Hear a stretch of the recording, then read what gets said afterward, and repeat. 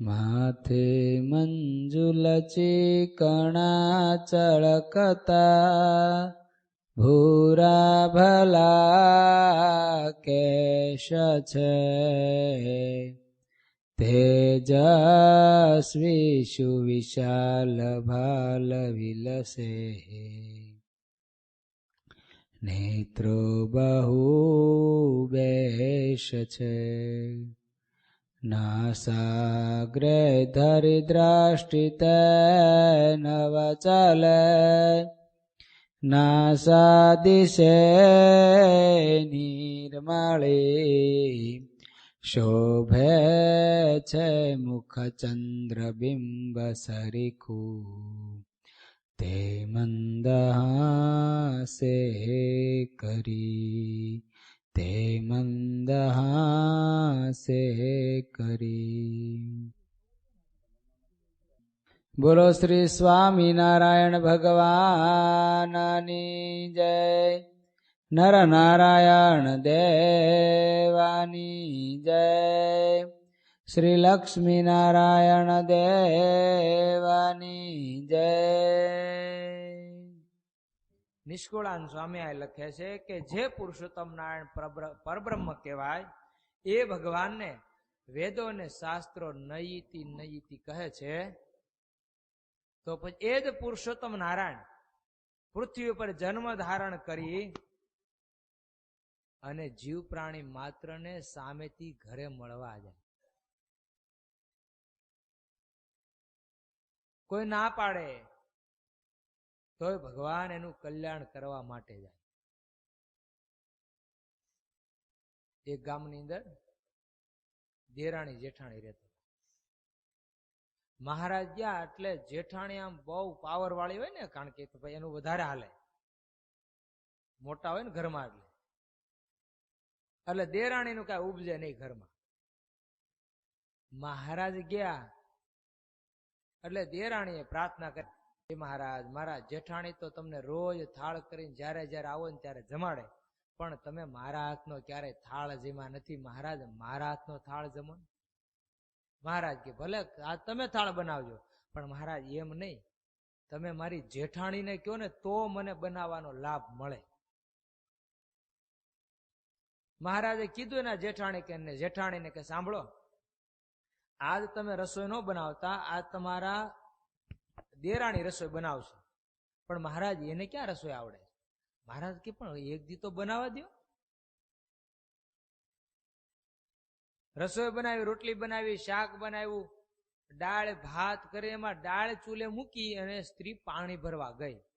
જેઠાણી ઘરમાં આવી અને મુઠ્ઠી મીઠાનું ભરી નાખી દીધી અંદર. મહારાજ જમવા બેઠા, પીરસાણું. મહારાજ રોટલી કેવી? મહારાજ કે બહુ સરસ થઈ. શાક તો કે બહુ સરસ. એમ કરતા કરતા મહારાજ ને કે મહારાજ દાળ તો જમશો, પણ મનમાં વિચાર કરે મહારાજ દાળ જમે ને ત્યારે ખબર પડશે. દાળ મહારાજ જમ્યા છે તો ખારી,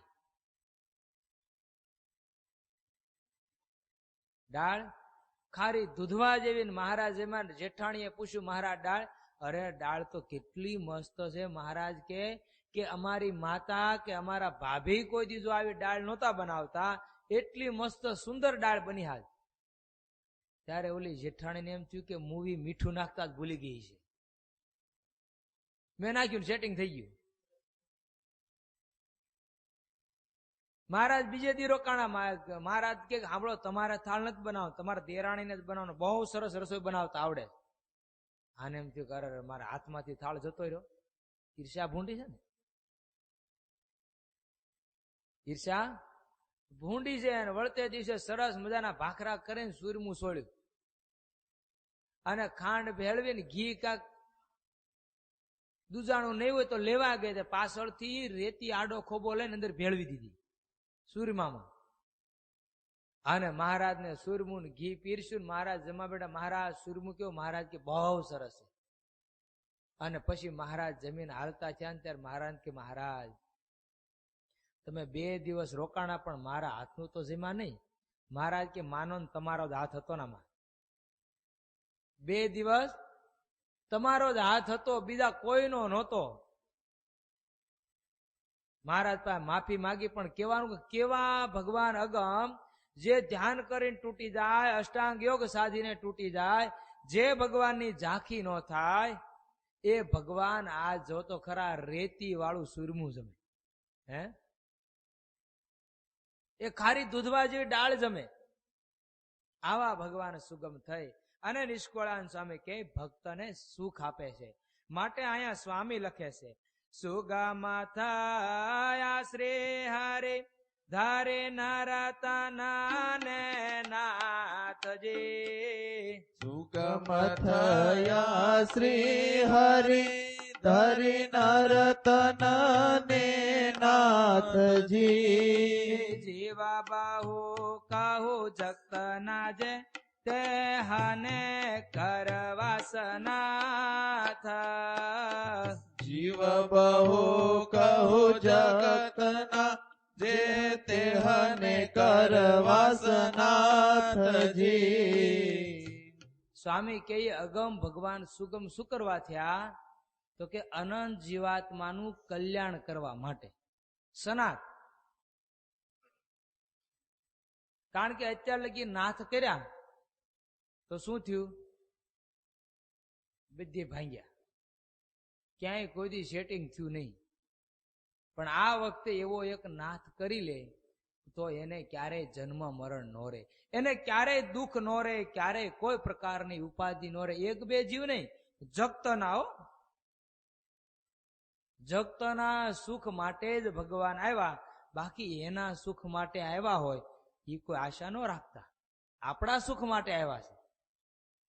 અને પાછા એવું નથી કે આપણે કાંઈક મહેનત કરી છે, કે આપણે કાંઈક દાખલો કર્યો છે, કે આપણે કાંઈક પુરુષ પ્રયત્ન કર્યો છે ને આવ્યા ભગવાન. મહાનુભાવાન સ્વામી ફરતા ફરતા સારંગપુરની અંદર ગયા અને સારંગપુરની અંદર મહારાજ બિરાજમાન હતા. અને મહાનુભાવાન સ્વામી જઈ અને મહારાજનો ચરણ સ્પર્શ કરવા ગયા. મહારાજે ચરણ ફેરવી નાખ્યા. સ્વામી ઉભા થઈને પેલી બાજુ ગયા તો મહારાજ ત્યાંથી ચરણાને ફેરવી નાખ્યા. એમ 3-4 વખત થયું.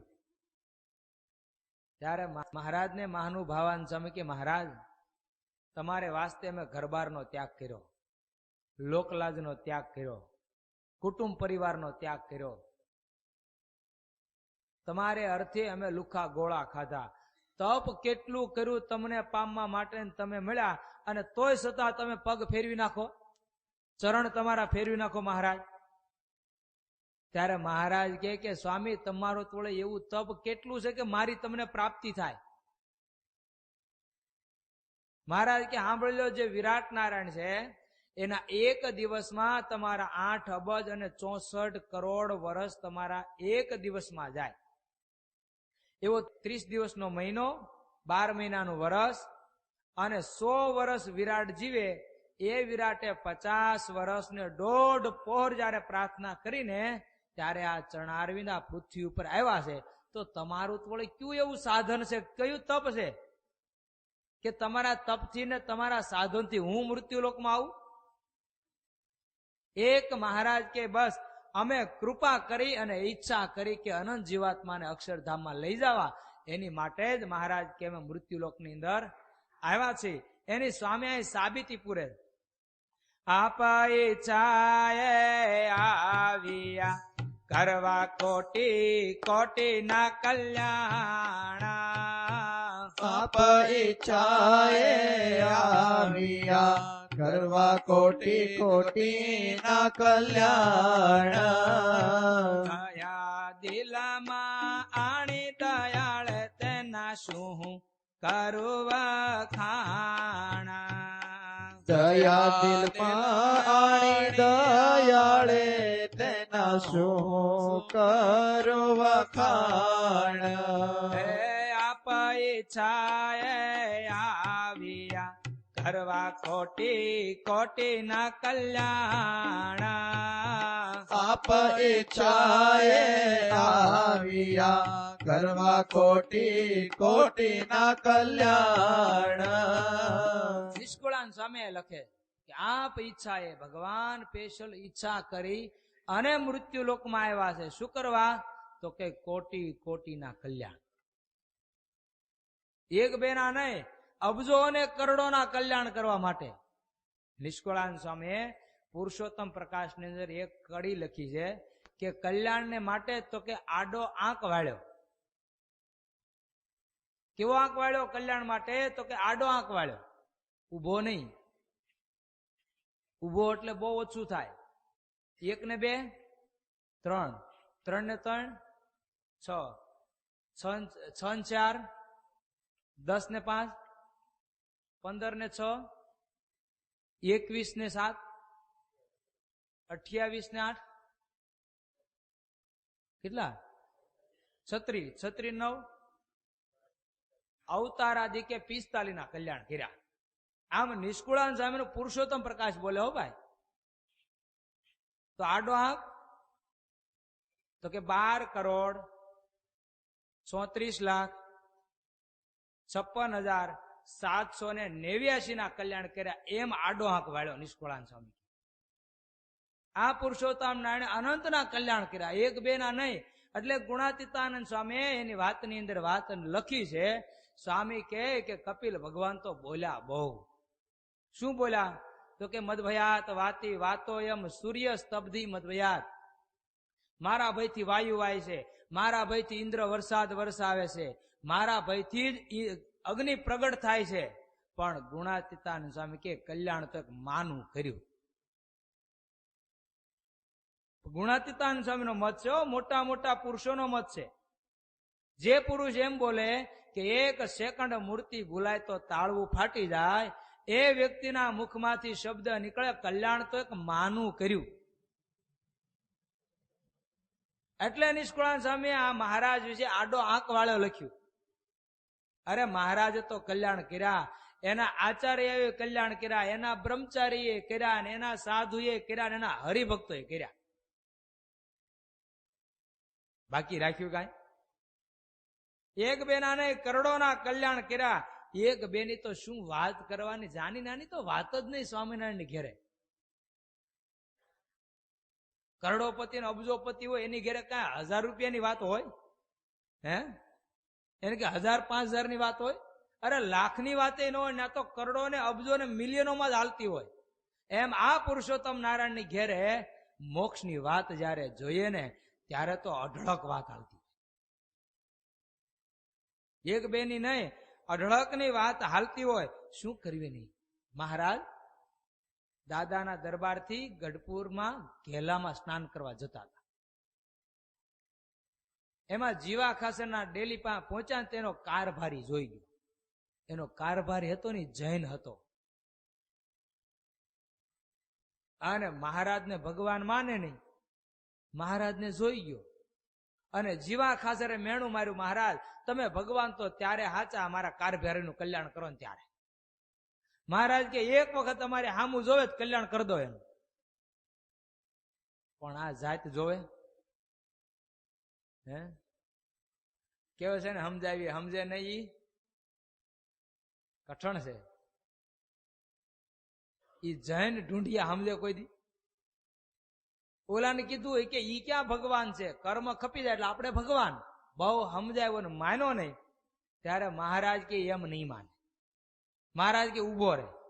એમ કરીને મહારાજ ગઢપુરની બજારમાં જાય ભાગ્યા. ઓલું આગળ અને પાછળ મહારાજ દોડતો દોડતો એની જ્યાં દુકાન હતી ને દુકાનનું શટર ખોલીને અંદર ઘરી ગયો. હજી શટર બંધ થાય એની પહેલા તો મહારાજ ઘરી ગયા દુકાનની અંદર. અને દુકાનમાં ગયો ને તે પોતાને બેહવાની જ્યાં ખુરશી હતી ત્યાં ગોઠણ વચ્ચે બે માથું નાખીને બેહી ગયો. તે મહારાજે વાળ પકડીને માથું ઊંચું કર્યું, આંખ્યું વીસી ગયો. મહારાજે એક હાથથી આમ આંખ ખોલી અને દર્શન કરાવવાની સમાધિ થઈ. મહારાજ કે હવે અમે એનું કલ્યાણ કરશું, અંતે એનું કલ્યાણ કર્યું. આ પુરુષોત્તમ નારાયણે ગમે એમ કરીને લોઠા એ કલ્યાણ કરવું, એ વાત સાચી. ઈચ્છાથી આવ્યા છે ને, કલ્યાણ કરવા આવ્યા છે. એ કાંઈ જોવે નહીં આ કોણ છે એમ. નિષ્કુળાનંદ સાહેબ લખ્યું, આનંદ આપ્યો અતિ ઘણો એમાં, કે ન જોઈ જાત કુજાત પુરુષોત્તમ પ્રગટી. એને કાંઈ જોયું નહીં કે આ કોણ છે? આ બ્રાહ્મણ છે, ક્ષત્રિય છે, વૈશ્ય છે, શૂદ્ર છે કે અસત શૂદ્ર છે? કાંઈ નહીં. જે આવવો જોઈએ શરણે ન આવે તો ગમે એમ કરીને મારા દર્શન થાય એનું મારે મહારાજ કે કલ્યાણ કરવું છે. અયોધ્યા પ્રસાદજી મહારાજ છપૈયા ગયેલા અને છપૈયાની ભૂમિ ઉપર મહારાજ શ્રી નિત્ય નારાયણ સરોવરમાં સ્નાન કરવા આવે. એમાં એક ફેરું સ્નાન કરીને જતા હતા તે કોઈક બ્રાહ્મણ એને ગુણ આવ્યો કે મારો સ્વામિનારાયણના આચાર્ય તો જો સવારે વહેલા ઉઠી નારાયણ સરોવરમાં સ્નાન કરી અને નારાયણ સરોવરને કાંઠે પૂજા કરે.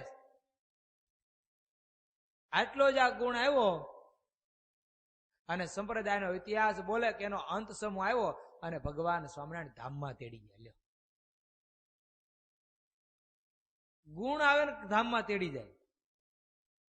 આવા તો મહારાજ કહે છે એક બે પરચા નથી, અનંત પરચા છે. એટલે કે છે આપ ઈચ્છા એ આવ્યા કરવા કોટી કોટીના કલ્યાણ, એક બે ના નહીં કરોડોના કલ્યાણ કરવા માટે આ પુરુષોત્તમ નારાયણ આ લોકની અંદર આવ્યા.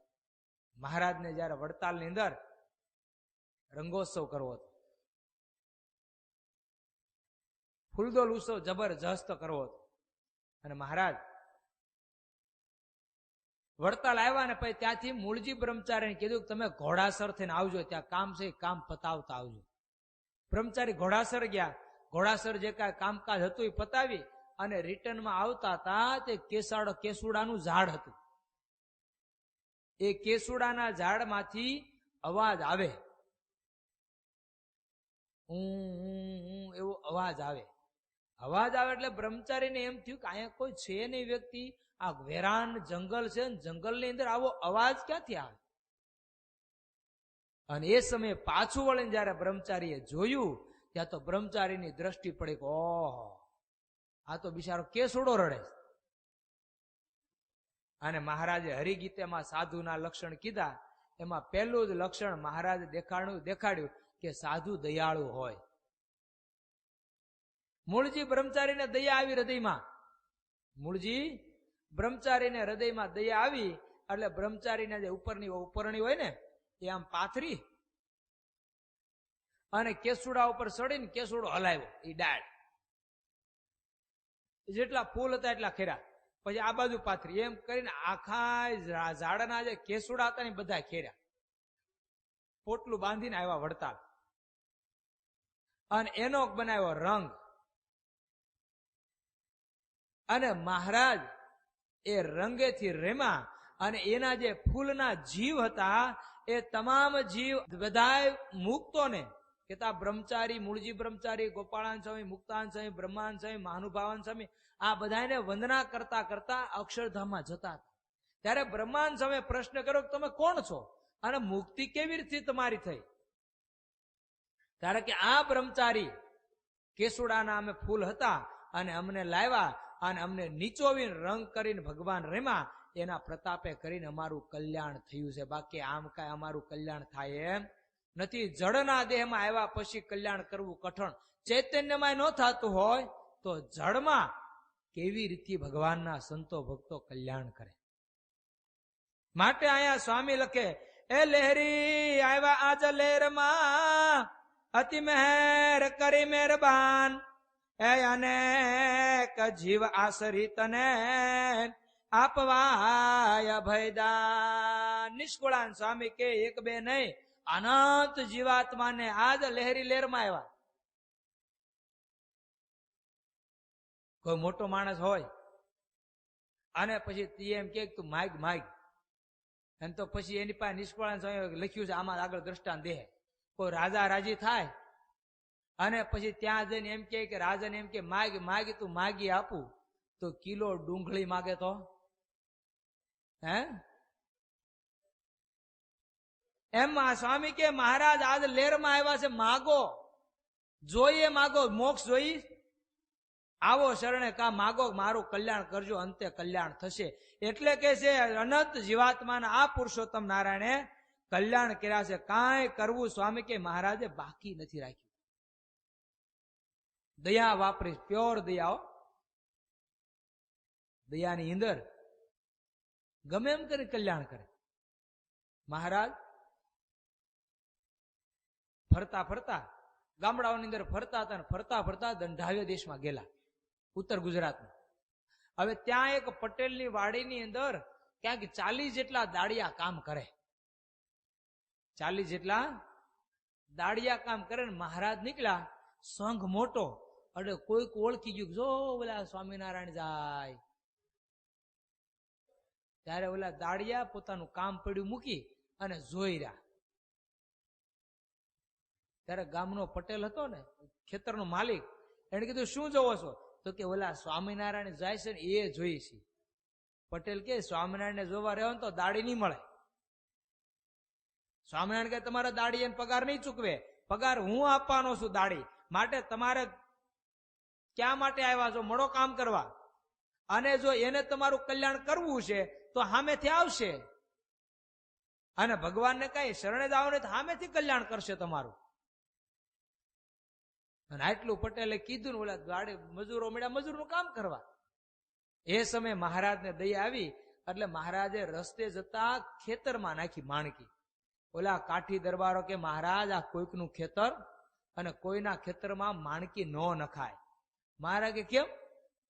પણ મહારાજ આ તો આટલા બધા ઘોડા, 25-50 ઘોડા અને કેટલાય સંતો, કેટલાય હાલનારા પાળા, અને પછી તમે આની અંદર માણકીને બધું નાખશો, કોકનો મોલ છે ને ભાંગી જાય તો કોક લાકડી લે.